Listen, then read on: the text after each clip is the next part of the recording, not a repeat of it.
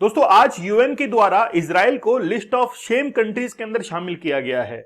लेकिन आपको जानकर ताज्जुब होगा कि भारत भी ऑलरेडी इस लिस्ट में शामिल हो चुका है। 2010 के अंदर भारत की स्थिति ऐसी थी कि भारत में जो बच्चों के अधिकार हैं, जो राइट्स हैं, उनका संरक्षण नहीं किया जा रहा था और उसके तहत यूएन ने भारत को भी लिस्ट ऑफ शेम के अंदर शामिल किया गया था। इंडियन कॉन्स्टिट्यूशन के अंदर भले ही 2 आर्टिकल ऐसे हैं जो कि बच्चों के संरक्षण की बात करते हैं, आर्टिकल नंबर 23 और 24, जो कि बच्चों को संरक्षण प्रदान करते हैं कि कहीं पर भी बच्चों को जबरन जो है वो मजदूरी नहीं करवाई जाएगी, किसी भी केमिकल जो इंडस्ट्रीज है वहां पर वर्क नहीं करवा सकते हैं और उनको राइट टू एजुकेशन मिलेगा। लेकिन फिर भी भारत के अंदर 2010 में ऐसे काम किए जाते थे और भारत को लिस्ट ऑफ शेम के अंदर शामिल किया गया था और उसी लिस्ट में आज इजराइल को शामिल किया गया है। अच्छी बात यह है कि भारत उस लिस्ट से बाहर निकल चुका है। ये जो फोटो आप लोग मेरे पीछे देख रहे हैं, ये कुछ गाड़ियां यहां पर जली हुई हैं। ऐसे लग रहा है कि कुछ यहां पर उथल पुथल हुआ है।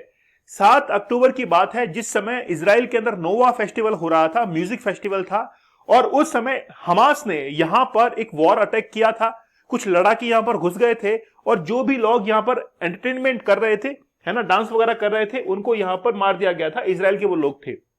यहां पर ये जो पिक्चर आप लोग देख रहे हैं, ये हमास की पिक्चर है। ये बड़ी दर्दनाक पिक्चर है और काफी वायरल हो रही है।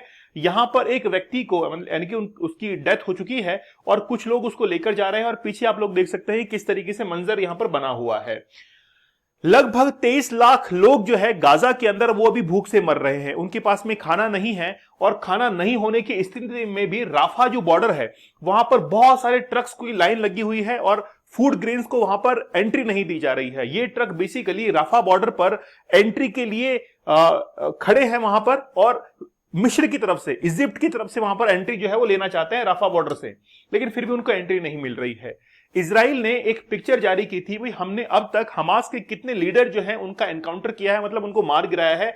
तो बहुत सारे जो हमास के लीडर्स हैं उनको मार गिराया गया था। ये बेसिकली ये जो है वो मेन लीडर है, आप लोग जानते होंगे, फोटोज के अंदर आप लोगों ने देखा होगा। लेकिन आखिरकार इजराइल को ब्लैक लिस्ट के अंदर क्यों शामिल किया गया है और इसके पीछे इजराइल ने जो है वो अपना क्या तर्क दिया है। आप लोग हमारे 31 डेज हार्ड चैलेंज साथ में जरूर जुड़िए। बेसिकली हम लोग सोसाइटी के अंदर कुछ ऐड करना चाहते हैं। पढ़ा सभी रहे हैं, हम भी पढ़ाएंगे, पढ़ा भी रहे हैं, लेकिन एक्चुअली में क्या है कि कुछ लोग जो कि किसी एडिक्शन में फंसते हैं, जैसे अल्कोहल की बात करें, पोर्नोग्राफी की बात करें, स्मोकिंग की बात करें, जब तक किसी भी माइंड को हम लोग फोकस नहीं करेंगे, कंसंट्रेट नहीं करेंगे, वो बिजनेस में अच्छा नहीं कर पाएगा, अपने स्टडीज के अंदर अच्छा नहीं कर पाएगा। तो आप लोग इसके साथ में जरूर जुड़िए। बहुत रिसर्च करके ये टेक्निक जो है यहां पर इस्तेमाल की गई है। वेबसाइट को जरूर विजिट कीजिएगा और वहां पर ये कोर्स अवेलेबल है। 31 दिन का कोर्स है और हमारी पूरी कोशिश रहेगी कि आपको अल्कोहल से बाहर निकाले। आपको मजाक लग रहा होगा कि सर 31 दिन में कोई बाहर निकल सकता है क्या अगर कोई अल्कोहल के एडिक्शन में है? देखिए, अगर कोई 28 दिन तक लगातार अल्कोहल को ना पिए तो उसके बाद में उसकी बॉडी रिकवर करने लगती है। आप लोग एक बार जरूर वेबसाइट को विजिट कीजिएगा।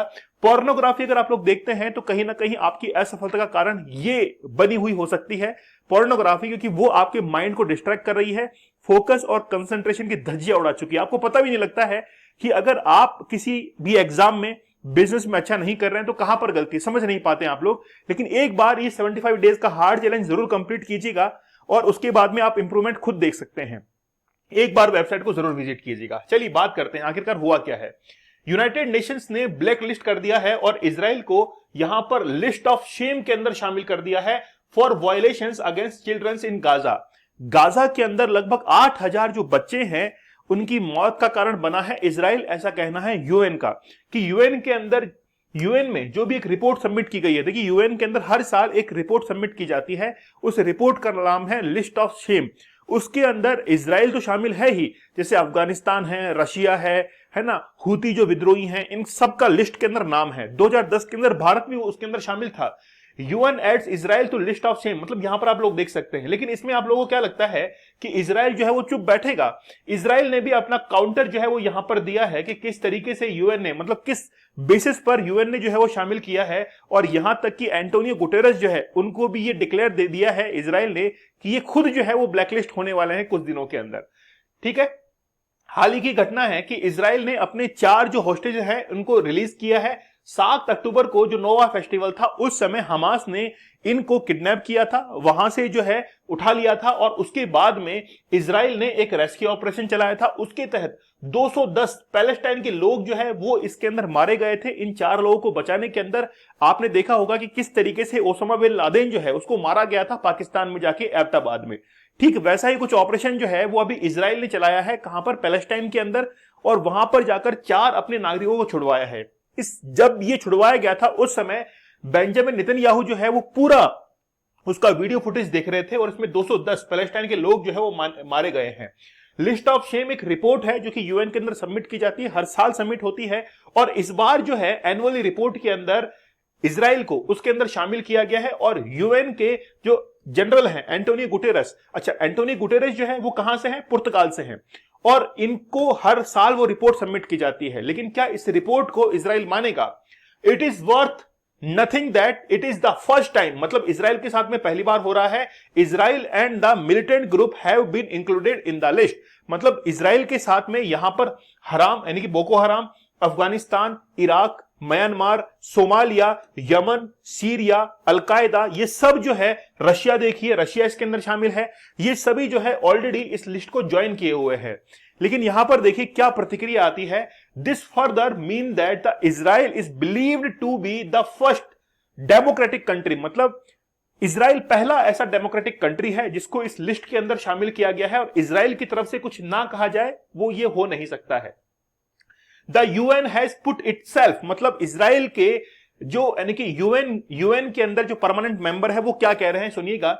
The UN has put itself on the blacklist of history, मतलब यूएन जो है खुद अपने आप को ब्लैकलिस्ट जो है वो इतिहास के अंदर ये कहा जाएगा कि खुद ने जो है ब्लैकलिस्ट किया है। When it joined the supporters of the Hamas, जब से इसने हमास का सपोर्ट करना शुरू किया है तब से ये इतिहास के अंदर दर्ज हो जाएगा कि यूएन जो है वो खुद एक ब्लैकलिस्ट संस्था है। द आईडीएफ, मतलब इजराइल की जो डिफेंस फोर्सेस है, is the most moral army, मतलब पूरे विश्व के अंदर हम लोग कहें तो अपने आप को बहुत मॉरल आर्मी जो है वो डिक्लेयर करता है कि हम लोग बहुत नैतिक हैं, बहुत एथिकल आर्मी जो है वो हमारी कहलाती है इन द वर्ल्ड। ठीक है, on the decision by the UN will change that. The Israeli जो पीएम है उन्होंने ये बात कही है। अच्छा आगे देखिए आप लोग क्या कह रहे हैं। यूएन के अंदर परमानेंट मेंबर है गिलार्ड एल्डन, तो गिलार्ड एल्डन ने हाल ही में इस नोटिस को रिसीव किया, और नोटिस को रिसीव करने के बाद उन्होंने क्या कहा वो सुनिएगा। ये कह रहे हैं कि Israeli army is the most moral army in the world, adding that this immoral decision, मतलब ये डिसीजन जो है जो कि यूएन के द्वारा दिया गया है, ये डिसीजन ही इमोरल है, अनैतिक है, अनएथिकल है। इसके साथ में will only aid the terrorist and reward Hamas, मतलब वो हमको तो एक टेररिस्ट करार दे रहे हैं जबकि हमास को रिवार्ड के तौर पर जो है वो काउंट कर रहे हैं। तो बेसिकली ये जो ब्लैकलिस्ट किया गया है यूएन के द्वारा, उन्होंने कह दिया है कि यार हम ब्लैकलिस्ट नहीं है, यूएन खुद जो है वो ब्लैकलिस्ट हो चुका है।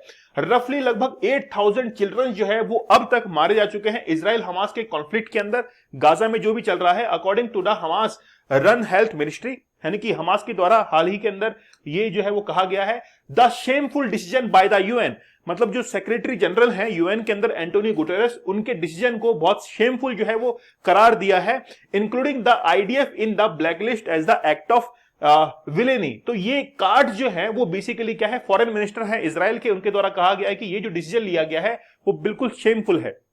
अभी हम लोग इसका एनालिसिस भी करेंगे कि क्या वाकई में सही है और गलत क्या है। Guterres who stood for the minute of silence in the memory of Iranian president, मतलब बेसिकली क्या है, इजराइल की तरफ से ये स्टेटमेंट आ रहा है कि गुटेरस वो हैं जो कि ईरान के लिए, यानी कि ईरान के, आपको पता है कि प्रेसिडेंट जो है हाल ही के अंदर उनकी मौत हुई थी हेलीकॉप्टर क्रैश के अंदर, 2 मिनट का मौन भी रखा गया है, लेकिन who executed tens of thousand of innocent, मतलब बहुत सारे जो इनोसेंट है उनकी जान ली है, और इतिहास के अंदर इसी तरीके से ईरान के प्रेसिडेंट को याद करते हैं। ओके, फिर ये जो एंटोनियो गुटेरेस है, मतलब सीधा सीधा हम लोग एनालिसिस वाले पार्ट पर आना चाहेंगे। एनालिसिस वाला पार्ट क्या कहता है, देखिए एक तरफ तो यहां पर हमास है और दूसरी तरफ इजराइल है। भारत का स्टैंड क्या है, भारत तो वैसे 2 स्टेट पॉलिसी के ऊपर बिलीव करता है, वो इजराइल के अंदर या फिर हमास जो ग्रुप है, या फिर हमास की हम लोग बात नहीं करेंगे, गाजा के अंदर बात करेंगे। तो गाजा के अंदर जो कुछ भी हो रहा है, ह्यूमैनिटेरियन जो भी एक्टिविटीज हैं, अगर मान लीजिए कि मानवाधिकारों की वहां पर उल्लंघन हो रहा है, तो भारत जो है वो जरूर उसका विरोध करता है कि ये ठीक बात नहीं है। लेकिन भारत टू स्टेट पॉलिसी के अंदर बिलीव करता है, इजराइल के लिए भी वो करता है और पैलेस्टाइन जो है उसके लिए भी वो स्टैंड करता है। अच्छा देखिए क्या होता है कि जब भी कोई भी देश किसी एक तरफ जाता है, जैसे आज यूएसए देख लीजिए, तो यूएसए आज क्या आपको क्या लगता है कि वो इजराइल की तरफ है? आप देखिए, मैं आपको एग्जांपल समझाना चाहूंगा कि जब चाइना और ताइवान का कॉन्फ्लिक्ट चलता है तो वो चाइना से ये कहता है कि हम ताइवान को देश नहीं मानते, लेकिन फिर भी अगर आपने ताइवान के ऊपर अगर मिलिट्री अटैक किया, आर्म्स से अटैक किया, तो हम ताइवान की साइड चले जाएंगे। लेकिन आप तो ताइवान को देश ही नहीं मान रहे थे ना, फिर क्या हुआ? मतलब यूएसए ये चाहता है कि वो दोनों हाथों के अंदर लड्डू रखे, दोनों पक्ष को साथ लेकर चले। वैसे ही यहां पर भी है, वो इजराइल का साथ दे रहा है, लेकिन कहता है पीछे से, मतलब उसकी जो संस्थाएं हैं वो ये कहती हैं कि हमास जो है, यानी कि जो पैलेस्टाइन के अंदर हो रहा है वो ठीक नहीं हो रहा है। मतलब दोनों तरफ से वो अपनी बोली को बोलते हैं, इसलिए यूएसए जो है वो किसी की भी तरफ नहीं है। तो आपकी क्या राय है, मुझे आप लोग कमेंट सेक्शन में जरूर बताइएगा। आप लोग हमारे अल्कोहल एडिक्शन की कोर्स के साथ में जुड़ सकते हैं कि कैसे इससे बाहर निकले। 31 डेज का हार्ड चैलेंज है, इसके अंदर आप लोगों को डिस्काउंटेड प्राइस में कोर्स अवेलेबल होगा। अल्कोहल कूपन कोड को यूज करना है। 75 डेज का हार्ड चैलेंज भी आप लोग जरूर ज्वाइन कीजिएगा। इसमें 75 टेक्निक्स हम लोगों ने इस्तेमाल की है। वेबसाइट को विजिट कीजिए और जल्दी ही हमारी ऐप जो है वो भी आने वाली है। तो मिलते हैं आप लोगों से अगले सेशन में, तब तक के लिए धन्यवाद, थैंक यू, जय हिंद।